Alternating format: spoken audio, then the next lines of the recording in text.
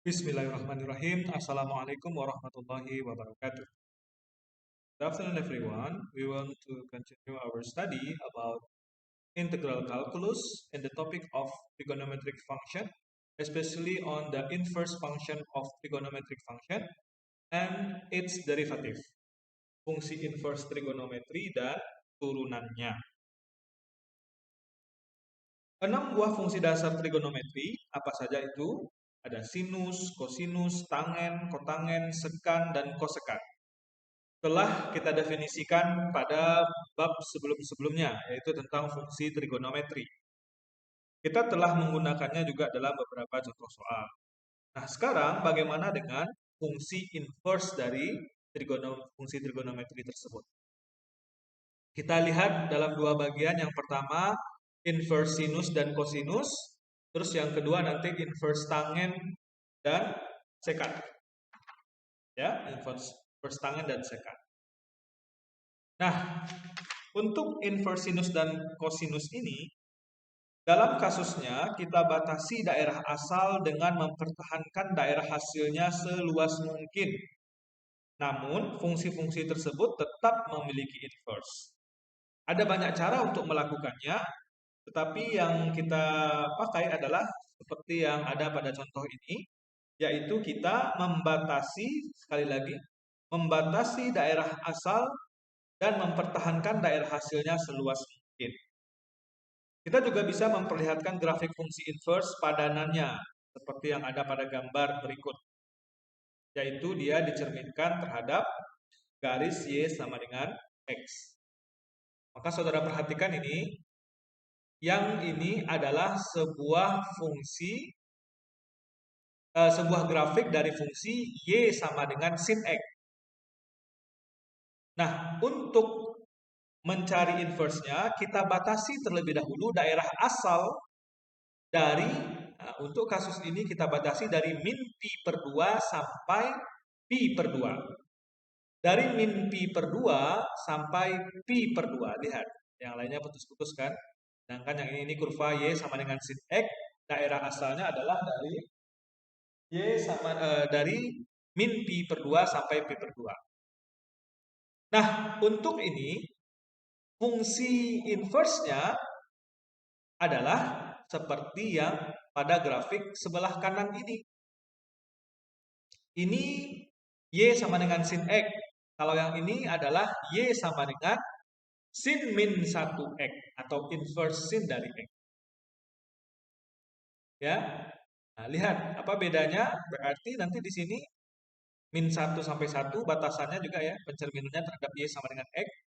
Ini pi per 2 min pi per 2. Lihat beda batasannya. Oke? Itu untuk fungsi sinus. Bagaimana dengan kosinus? Untuk kosinus, kita batasi dari 0 sampai pi. Lihat, dari 0 sampai pi. Nah, ini dia hasil inverse-nya. Kalau yang ini adalah Y sama dengan cos X, yang ini Y sama dengan cos min 1X. Oke? Nah, sekarang kita definisikan. Untuk inverse dari sinus dan kosinus, kita batasi daerah asalnya masing-masing pada interval min pi per 2 sampai pi per 2 untuk sinus dan dari 0 sampai pi untuk kosinus. Pi itu 180 derajat ya. Oke. Maka kita bisa definisikan X sama dengan sin min 1Y jika dan hanya jika Y sama dengan sin X, di mana X daerah asalnya dibatasi dari min pi per 2 sampai pi per 2. Jadi inverse dari sin X itu, sin apa, bukan inverse ya, apa namanya? Fungsi inverse-nya X sama dengan sin min 1Y itu jika dan hanya jika Y sama dengan sin X. Kalau X sama dengan cos min 1Y itu jika dan hanya jika Y sama dengan cos X, di mana X-nya itu dari 0 sampai pi. Nah, selain sin min 1,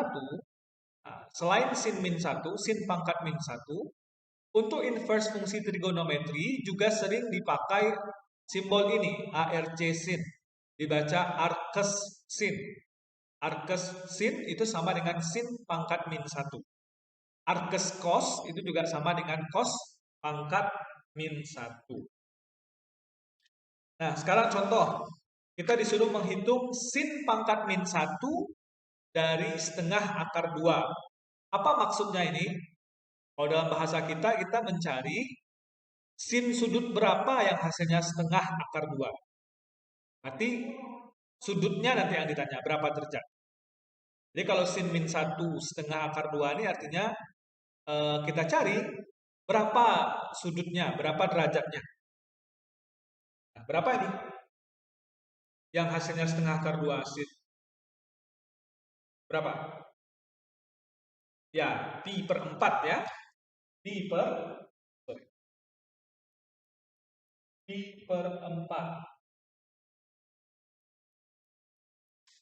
Untuk yang ini berarti untuk yang pertama ini hasilnya adalah pi per 4. Berapa itu pi per 4 itu? Pi per 4. Berapa? 45 derajat ya. Kan pi 180 bagi 2 dapat 90. Bagi 2 lagi dapat. Kalau cos min 1 dari min setengah, berapa itu? Jawabannya adalah 2pi per 3. Ya. Nah, berikutnya kita lihat inverse tangen dan inverse dari sekat. Dalam gambar ini kita perlihatkan grafik fungsi tangen.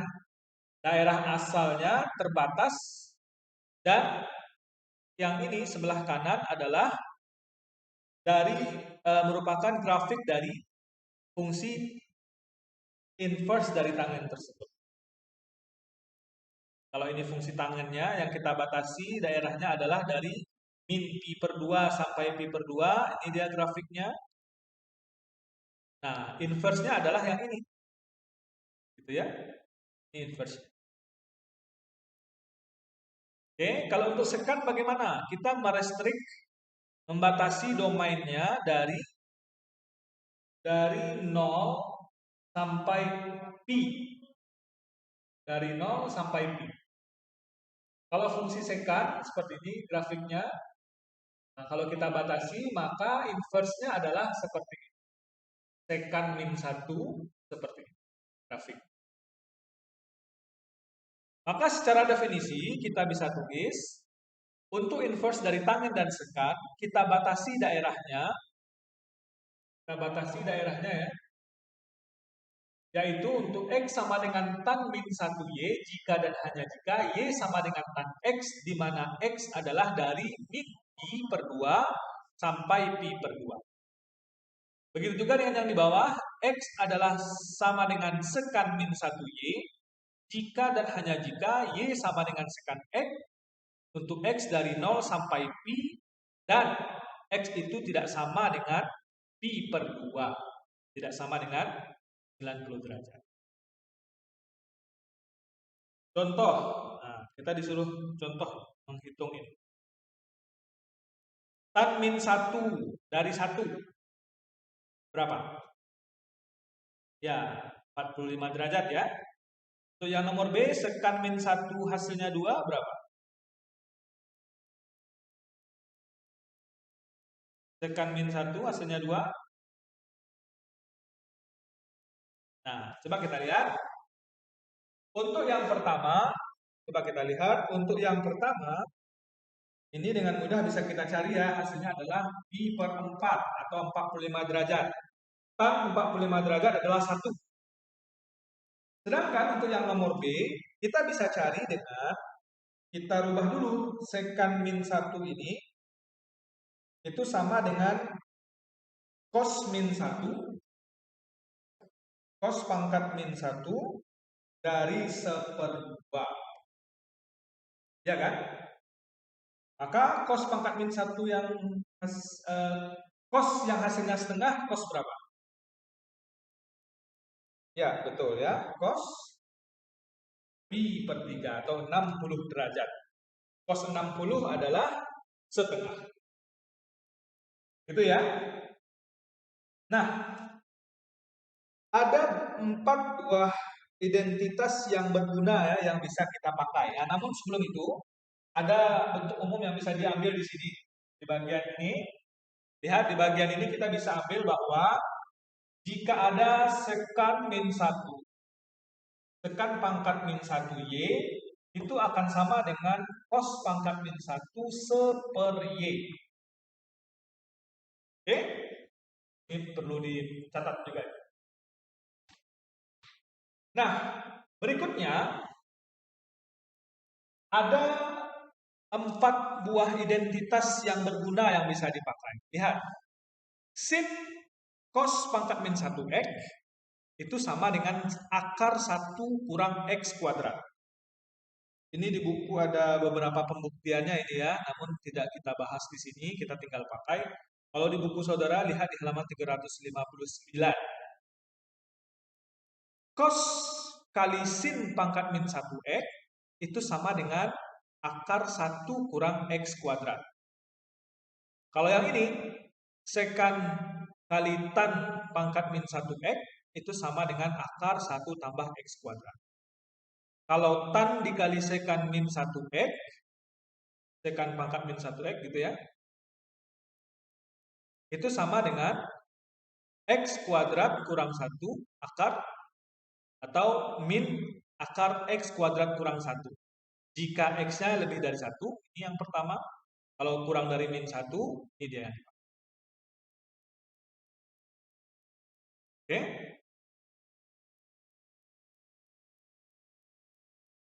Nah, Bapak tadi menyebutkan cos min 1, sin min 1 gitu ya, itu artinya inverse ya. Nah, pangkat min 1 ini kan inverse, ini karena kebiasaan membacanya ini. Jadi, sin kali inverse cos, x, ini dia. Cos kali inverse sin x, sekan kali inverse tan x, lalu tan kali sekan inverse sekan x. Jadi pangkat min 1 ini bukan pangkat min 1, ini adalah simbol untuk inverse. Bapak ralat ya di video ini, karena kebiasaan menyebut pangkat ya. Padahal min 1 yang kita maksud itu adalah inverse-nya. Untuk kasus yang sedang kita bahas ini. Oke. Contoh, hitunglah sin dikali 2 inverse cos 2/3. Kita disuruh mencari ini. Sin dari 2 inverse cos 2/3. Bagaimana caranya? Kita ingat, sin 2 theta itu sama dengan 2 sin theta cos theta. Sin 2 theta sama dengan 2 sin theta cos theta. Sehingga kita bisa buat ini menjadi sin 2 cos inverse 2/3 menjadi, ini kita anggap sin 2 theta gitu ya, menjadi 2 sin cos inverse 2/3 lalu dikali cos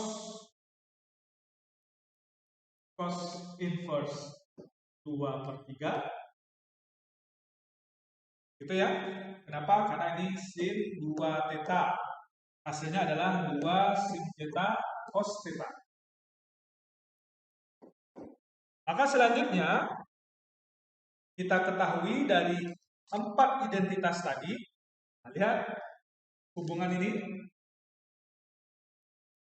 Maka kita dapatkan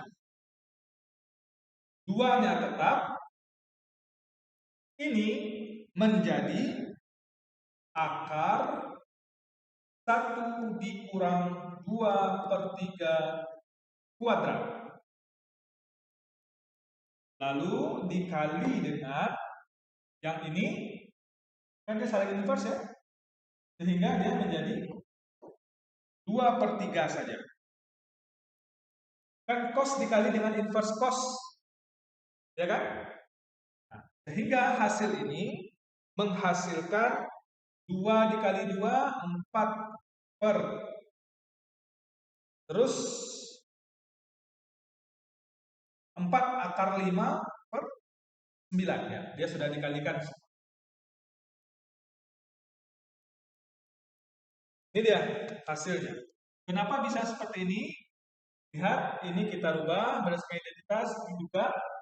Lalu ini kita kalikan. Ini Anda sederhanakan lah ini. Sehingga dapatnya nanti 4 akar 5 per 9. Nah, sekarang kita masuk ke turunan fungsi trigonometri.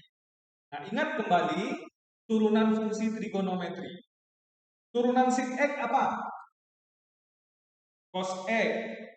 Turunan cos X? Ya, betul. Sin X. Turunan tan X? Ya, sekant kuadrat X. Turunan kotan X sama dengan min kosekan kuadrat X. Turunan sekant X sama dengan sekant X tan X. Dan turunan kosekan X sama dengan kosekan X kotangen X. Ini adalah turunan fungsi trigonometri. Nah, sekarang bagaimana dengan turunan fungsi inverse trigonometri? Nah, ini dia turunan fungsi inverse trigonometri. Saudara bisa lihat, turunan dari inverse sin adalah ini dengan syaratnya ini. Lalu turunan dari inverse cos atau turunan dari cos inverse adalah yang ini. Turunan dari tan inverse adalah ini. Turunan dari secant inverse adalah ini. Ini merupakan teorema dan ada juga beberapa pembuktiannya yang bisa saudara lihat. Ya, nah, ini tolong dicatat saja untuk topik ini. Nah, sekarang kita lihat contoh soal. Kita disuruh mencari turunan dari sin inverse 3x kurang 1. Nah, lihat bentuk ini. Ya, ingat bahwa sin inverse x itu turunannya adalah 1 per akar 1 kurang x kuadrat. Sehingga dengan menggunakan teorema ini dan aturan rantai, kita bisa cari jawaban untuk soal ini. Yaitu, kita disuruh mencari turunan x dari sin inverse 3x kurang 1. Maka ini sama dengan 1 per. Nah, kita gunakan ya aturan rantai kita dan juga ini teorema, berarti 1 dikurang 3x kurang 1 kuadrat dikali dengan turunan dari 3x kurang 1. Sehingga hasil akhirnya adalah, ini turunan ini apa? 3 ya. Jadi hasil akhirnya adalah 3 per akar, ini kalau kita pecah ini, sehingga dia bukan dijabarkan ya, sehingga dia menjadi min 9x pangkat 2 ditambah 6x. Inilah dia jawabannya. Untuk contoh soal ini. Oke. Nah, berikutnya rumus yang berkaitan kalau kita menurunkan ya, setiap rumus diferensiasi turunan pasti akan menuju kepada sebuah rumus integrasi. Nah, sama halnya dengan di turunan fungsi inverse trigonometri ini. Dia akan mengajak kita kepada rumus-rumus integrasi berikut. Jadi kalau dilihat, coba dilihat di sini, integral dari 1 per akar 1 kurang x kuadrat dx itu akan sama dengan sin inverse x ditambah c. Sama halnya dengan yang kedua, ini adalah tan inverse x tambah c. Sedangkan yang ini adalah secant inverse X ditambah C. Bentuk-bentuk ini bisa kita perumum ya. Kita jadikan menjadi bentuk yang lebih umum. Sehingga dia bisa dimodifikasi sebagai berikut. Integral 1 per akar A kuadrat kurang X kuadrat dx itu sama dengan sin inverse X per A tambah C. Begitu juga dengan yang ini. Begitu juga dengan yang ini. Nah, ini banyak metode orang untuk memahami ini ya. Selain mengerjakan berbagai latihan soal, ada juga yang membuat ininya ya, tabel integral dan tabel turunannya karena dia berkaitan dengan rumus-rumus. Ada yang menghafalnya juga. Kalau bagi Bapak sih silahkan saja, bagi yang hafal mau buat catatannya begitu ya. Namun perlu dipahami latar belakangnya, kenapa hasilnya seperti ini. Dan ini akan kita pakai dalam penyelesaian soal-soal. Oke, contoh, hitunglah integral dari 0 sampai 1 per akar 4 dikurang X kuadrat dx. Nah, kira-kira gimana menyelesaikannya? Itu yang ini. Bagaimana kira-kira? Nah, kita tahu dulu ya dari bentuk yang tadi, lihat. Dari bentuk ini, kita bisa dapatkan bahwa dia bersesuaian dengan bentuk yang nomor 1. Ya, dia bersesuaian dengan bentuk yang nomor 1. Coba lihat. Ya kan? 4 itu adalah 2 kuadrat. Sehingga ini bisa kita selesaikan sebagai berikut. Silakan coba dilihat. Penyelesaiannya.